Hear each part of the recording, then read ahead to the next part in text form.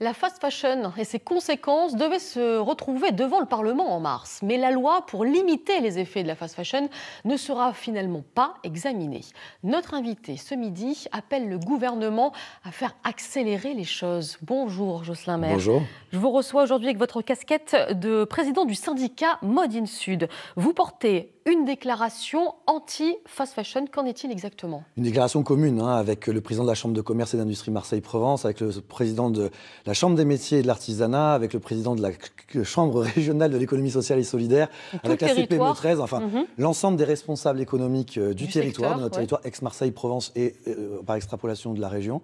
Nous avons co-signé ce matin, j'en viens à peine, je suis venu à peine pour vous rejoindre, nous venons de co-signer donc une déclaration dans laquelle nous exhortons le pouvoir politique et en particulier le Premier ministre et son gouvernement à faire avancer cette loi. C'est un projet de loi en fait qui a été voté il y a déjà bientôt 1 an à l'unanimité, donc c'est vraiment transpartisan comme projet de loi. Il y a déjà presque 1 an par l'Assemblée nationale, ancienne génération si je puis dire. Évidemment, la dissolution a un peu ralenti tout ça. Le contexte économico-politique ralentit un peu tout ça.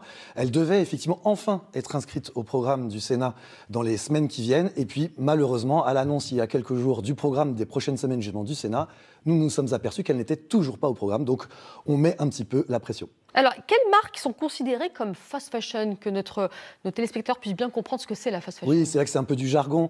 En fait, en vrai, cette loi, elle vise particulièrement l'ultra fast fashion. L'ultra fast fashion, c'est celle qui consiste à produire énormément de vêtements, pas forcément de très bonne qualité et pas forcément dans des bonnes conditions sociétales auxquelles nous sommes habitués, nous, en Europe.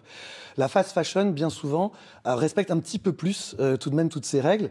Et donc, il y a un certain nombre de marques, par exemple, de la fast fashion qui produisent au Portugal ou en Espagne et qui sont donc dans un contexte européen. On peut citer quelques marques? Vous me citiez tout à l'heure Zara ou d'autres sont plus de la fast fashion, alors que l'ultra fast fashion, c'est Shein, c'est Temu. Voilà. D'accord, très bien. Après, ce projet de loi, ne vise pas des marques en particulier, elle vise des pratiques. Très bien. Et elle vise notamment une manière de produire, une manière de consommer, une manière de faire. Alors, une manière de produire, il ne s'agit pas d'embêter les consommateurs. Il s'agit de mettre un malus aux produits les moins respectueux de l'environnement et des règles sociétales de travail en fait, que nous connaissons en Europe et que nous connaissons aussi particulièrement en France.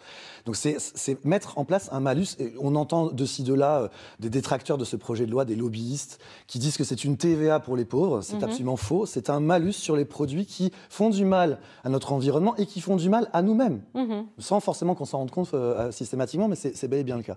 Et est-ce que les collectivités territoriales ont leur mot à dire? Je pense à la mairie, conseil départemental, conseil régional de notre territoire. Elles n'ont pas leur mot à dire. Ceci dit, nous prenons volontiers leur soutien.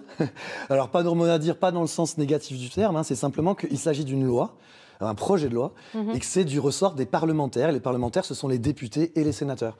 Donc, c'est ça le sujet actuel. Donc, à voir dans l'avenir si le gouvernement entend votre message. Exactement. Merci beaucoup d'être venu jusqu'à nous.